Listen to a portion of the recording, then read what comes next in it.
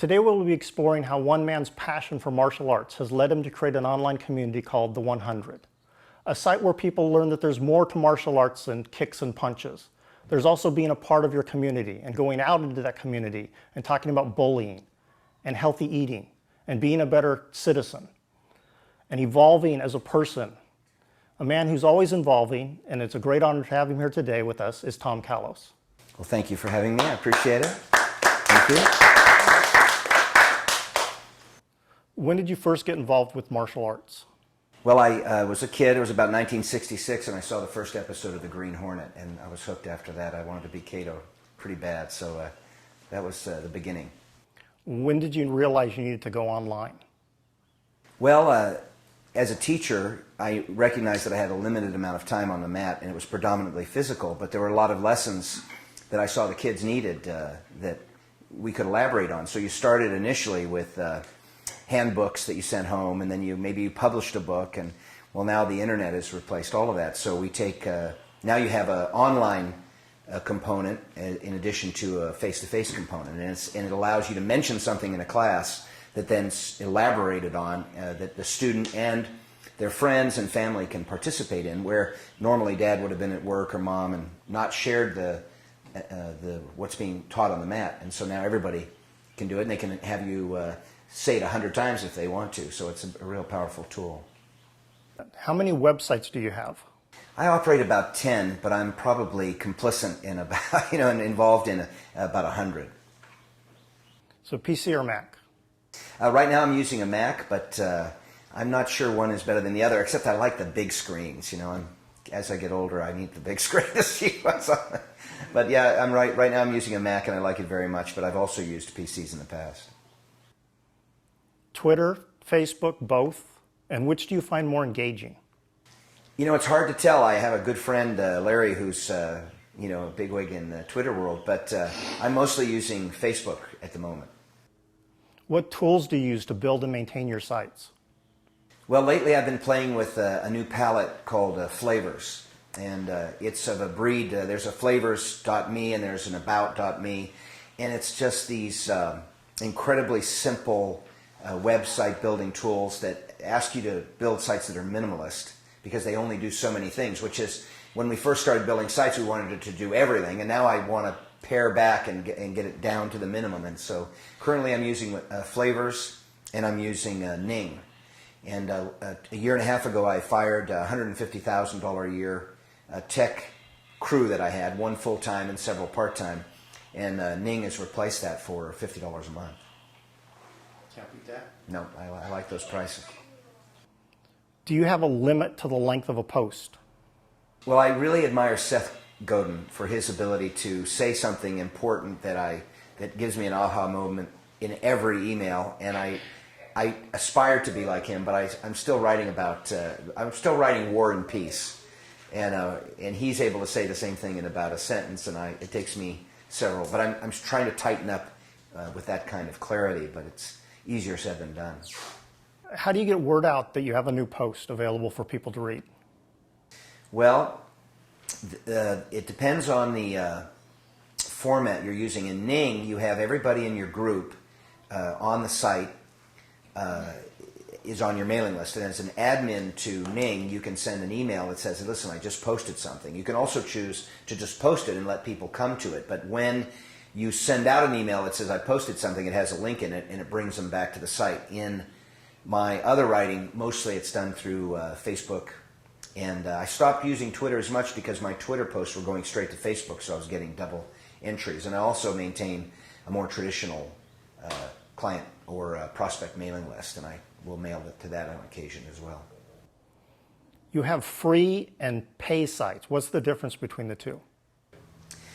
Well, the paid sites tend to be, they're my offices. That's my storefront. The free websites are my billboards that are placed in high traffic areas. So the purpose of the billboards are to get people to respond and come in or call or inquire with the main store. But the main store is where everything's on the shelf, it's where the lessons are being taught, and all these other participations in the web, video and blog posts and free Ning sites, and are like billboards. So the ones that I'm making money from are the ones that the other ones are steering everybody to. Over 50% of the time people spend online is spent watching video. How have you been using video, and what's the feedback been? Well, video, everybody's becoming a videographer. When I first started doing video, I used to do tours of martial arts schools, like through California, and I'd have to have a sound person and a film guy, and then we'd take it back to a $200,000 editing suite where only one guy really knew how to use the stuff, and then we had to press it on a DVD, or in those days it was the cassette tapes, and then we went to DVD, which was a big controversy, and then we had to mail and stock and keep that stuff on record, and now that's all been replaced with a $200 high definition flip cam and video making equipment on every computer, iMovie or Microsoft's version, and then distribution and storage is free. So everybody's being a videographer. The video is the new letter writing, and as difficult as it was to learn how to write letters when I was an 18-year-old up-and-coming business person, it's just as hard to learn to make video. And once you master the art of writing a letter, you can write letters to anybody. Once you've mastered the art of making video, you can. It's the next best thing to having somebody actually come in face to face.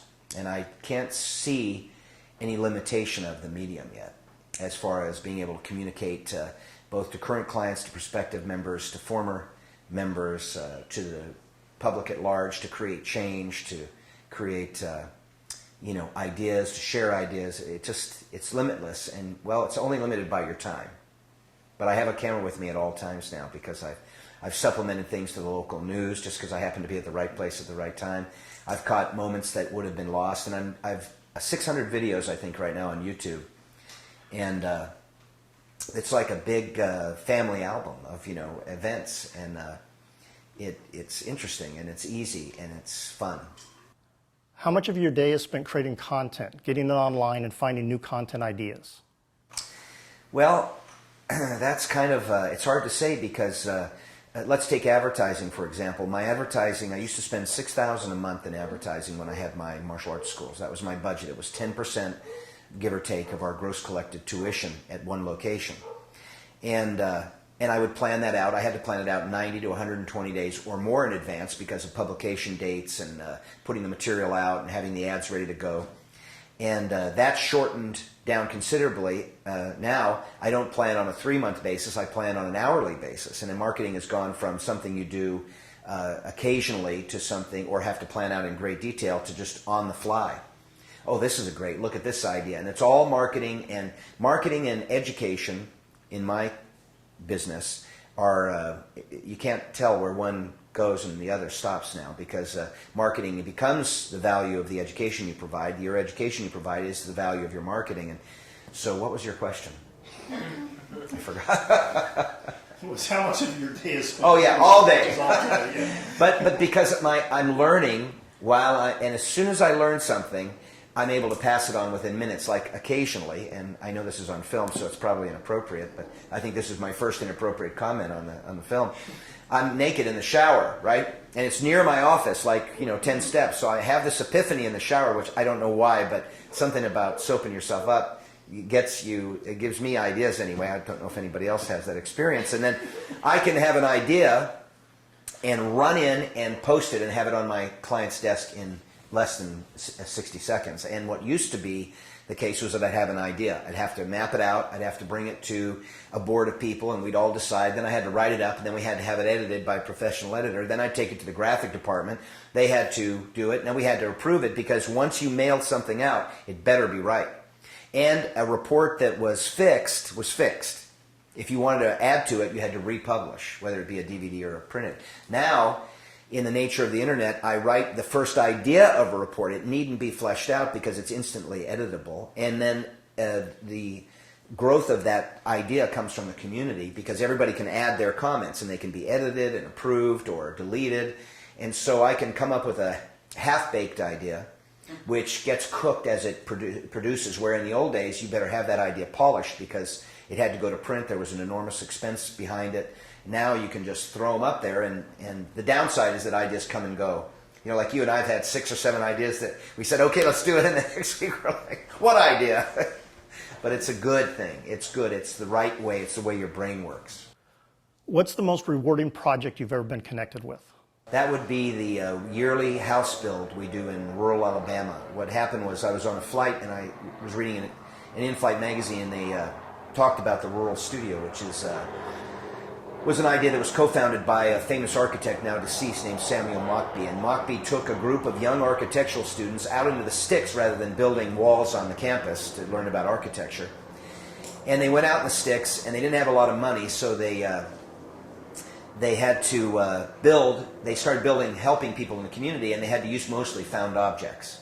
And so in this in-flight magazine, they showed this picture of a house, and every student had to build their own pod to live in. And this one was made out of these big wax bales of corrugated cardboard.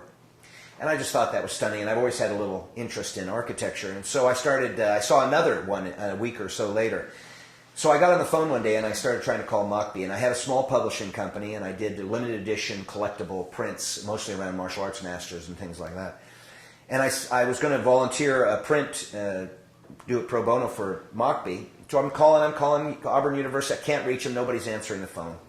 I go to Borders that night, may it rest in peace, and I opened Architectural Digest, and there was his obit. I found his obit the day I was trying to reach him. So I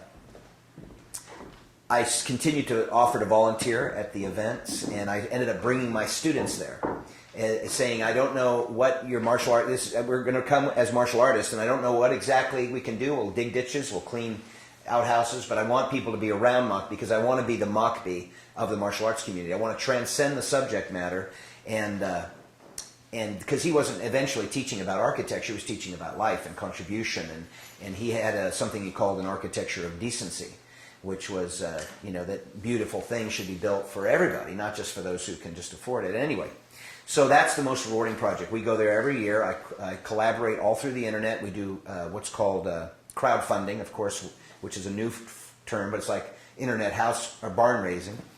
And we've raised well over $100,000, gone in groups and built homes over a course of a weekend. And it's become a large collaboration. We've had an Academy Award-winning documentary filmmaker who followed us one year as we did it.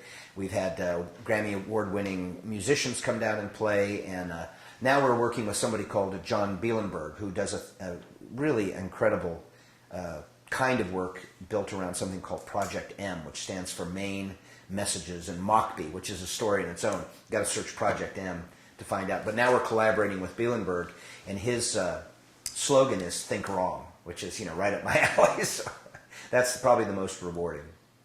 Who's the most amazing person you've ever studied martial arts under? Well, that would be Jun Rhee. Jun Rhee came to the United States in 1956 or thereabouts, $12 in his pocket, typical Korean story, and he ended up, he's known as the father of Taekwondo in the United States, and he ended up having relationships with, he's been teaching, he's 80, I just talked to him this week, he's still does 1,000 push-ups a day. He does every day, without fail, whether he's traveling, flying. He knew Ali, he knew Bruce Lee, and he invented the safety gear that we all wear in martial arts, and he was one of Bush's, 1,000 points of light, and he's just this amazing man who took me under his wing when I was in his 20s, and he's really helped me. But he's just a go-getter all the way. His slogan is the body of a 21-year-old in the mind of the body of a 21-year-old in the mind of 100 or something. He plans on living to 100. He's an amazing guy. But there are many, many good people in the martial arts. But the same goes for architecture and design and internet technology. There's some real bright lights, and finding them now is easier than ever before. Yeah. What are you planning for the future? Well, as I mentioned in the pre-interview, world domination was something I was thinking about. But what I'm learning to do is to be a teacher online, and it's martial arts related, but it's really not martial arts at all. There's a great slogan I learned a couple of years ago. It goes, "My life is my dojo."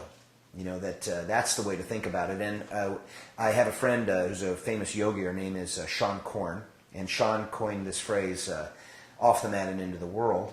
And I called her and said, "Can I use out of the dojo and into the world?" That we might take what we practice on the mat and apply it to things in the world, which requires us to take action. And that was Jean-Rie's influence, because he taught me when I was 22. He said, Tom, this is an action-based philosophy. It's not just thinking about ideas. We get to go take action on it. And that idea has kind of cultivated a lot of work for me. But I'm going to continue to revolutionize the way that martial arts teachers talk to their communities and get involved in their communities, and how they address self-defense. Because, for example, 1 in 3 children are expected to contract diabetes in the next decade. And 90% of type 2 diabetes is preventable through diet and exercise. And yet we don't talk about diabetes as a self-defense issue. Women's issues, self-defense for girls, isn't just learning how to block a punch or escape from a choke. It's about self-image. It's about violence. It's about hypermasculinity. And there's so many areas that are related to self-defense that we don't, in the martial arts community, currently address. It's predominantly commerce-based, which we needed when we were in our 20s because we didn't know anything about running a business. But that's been well established. We're also heavily influenced by the military and competition. And I hope to champion a kind of education in the martial arts community that takes it out of the dojo and puts it to work in the world. Well, Tom, thanks for coming to talk to us today. Well, it's my pleasure. Thank you. And now